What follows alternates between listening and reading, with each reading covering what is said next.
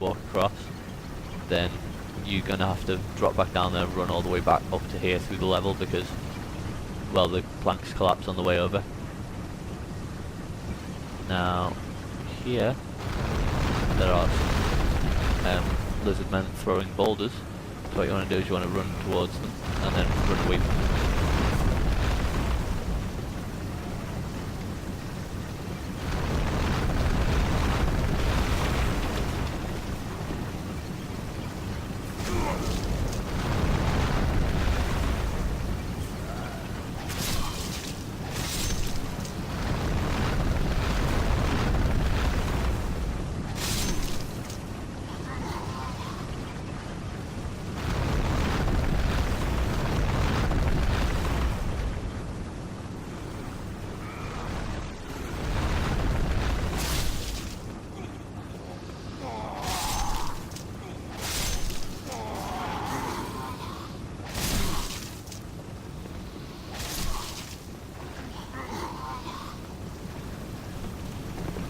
As I was saying, welcome to part 2 of the episode.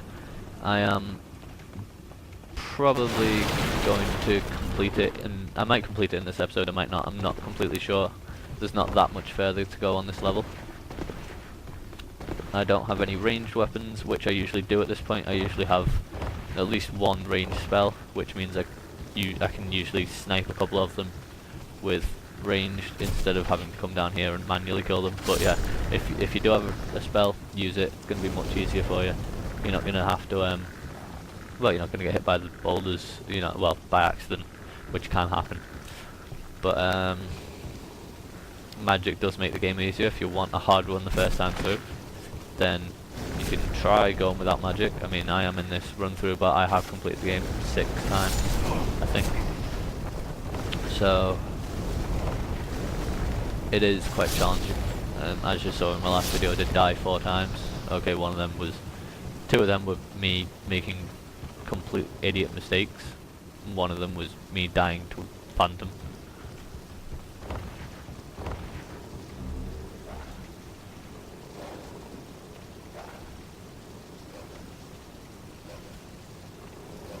These things will set you on fire if you go, well, will do fire damage to you if you step on them. And they also lunge at you. They do like a lunge attack if you get close to them, like that, and that does quite a bit of damage.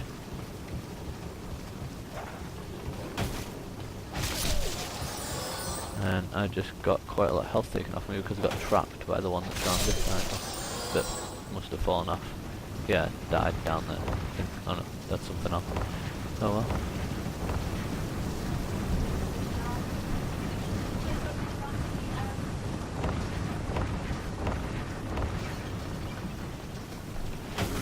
And down here, there are some dogs,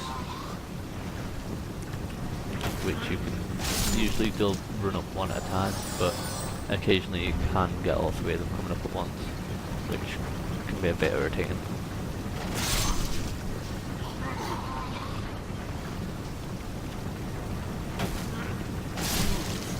And then you head down this area, and there are some half moon grass and a lot of miners. Now this is quite a good shield because it's quite large, so it takes a lot of the damage and does knock enemies backwards by deflection off the shield. So it's a very good shield for your first playthrough, because also I did mention last episode that it regenerates health. So as you can see, I'm having to use significantly less grasses this time around, but the enemies are also easier on this level compared to the last couple of levels. Now, when you do this, all the water gets shut off from going down that mill, and the excess water flows onto a fire pit, which was blocking my way through the level. This fire pit here, which means you can then move across towards the boss.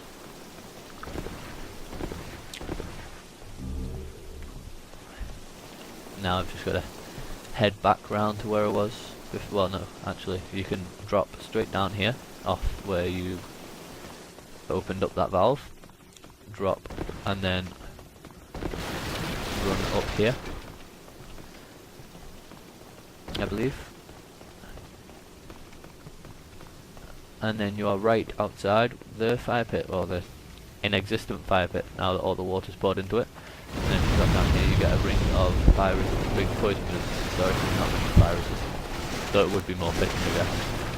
And some half moon grass.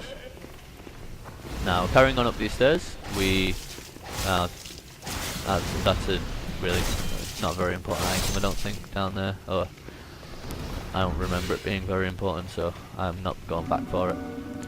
But up here there is a fat official, and he is in a room filled with explosive barrels. So if you stand here, out of the range of them, he will fire a fireball at the explosive barrels,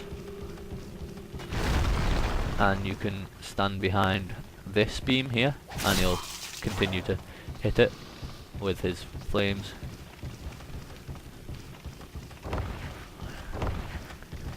Yeah, there we go.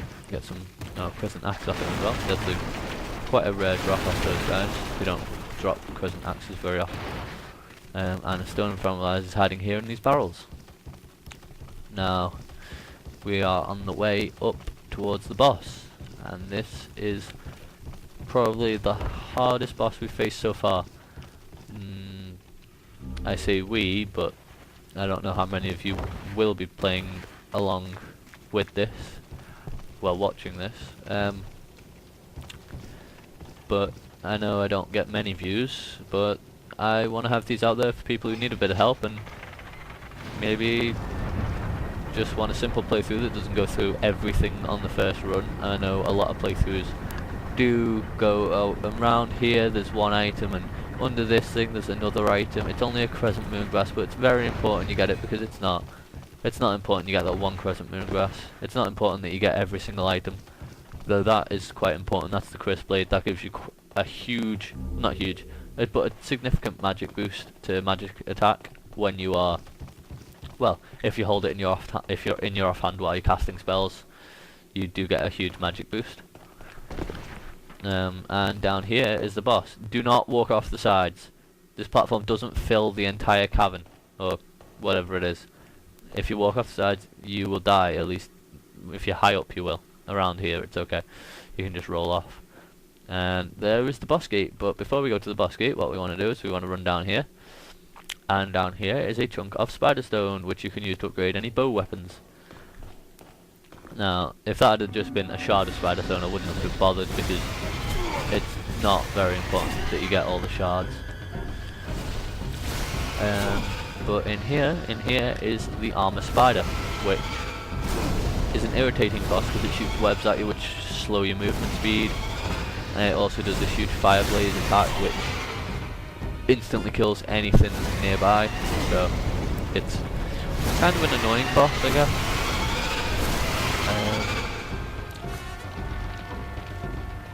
I'll just show you how to kill this guy really quickly. What you want to do is when you first go in, you want to run in a zigzag, because well, usually running in a zigzag helps you avoid the webs, but that didn't. Got me again. You can't roll when you're webbed. If you do try, you'll stagger and you won't be able to do anything.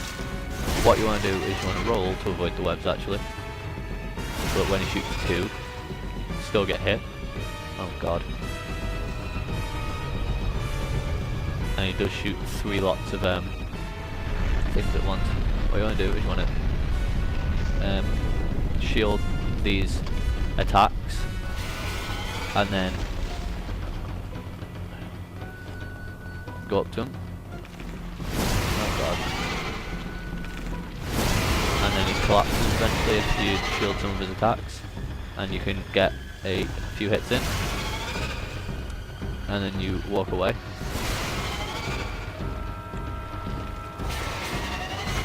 And then if you see his mouth lighting up, what you do is you run straight back down the tunnel towards the exit, because it reaches about 3/4 of the way down the tunnel, this fire.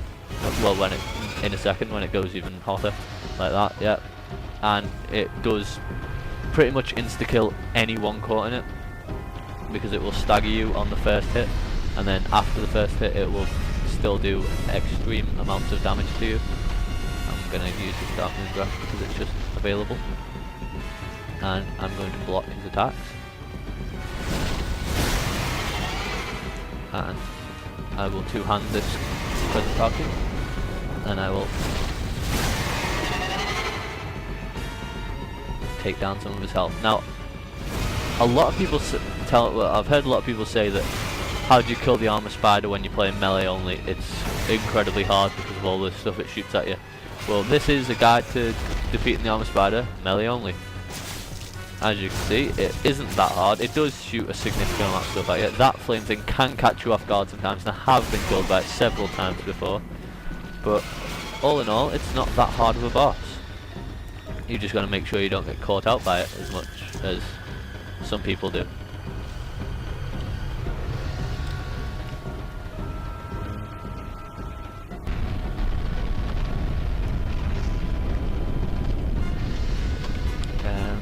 Just shield the his leg attack, and go in for a bit of damage. And I know this takes a while because well, you just can never do that much damage quickly enough. Run.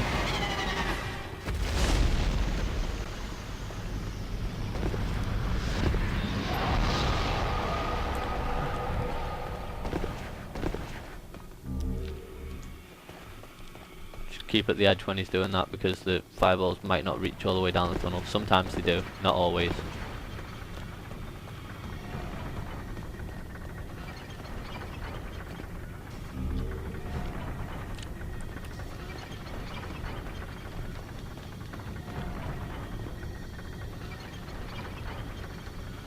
There we go, and that's the armor spider down, which I guess you could say was a fairly easy boss. As I said, you can get caught out by its attacks. It is kind of an annoying boss because all of its attacks do quite a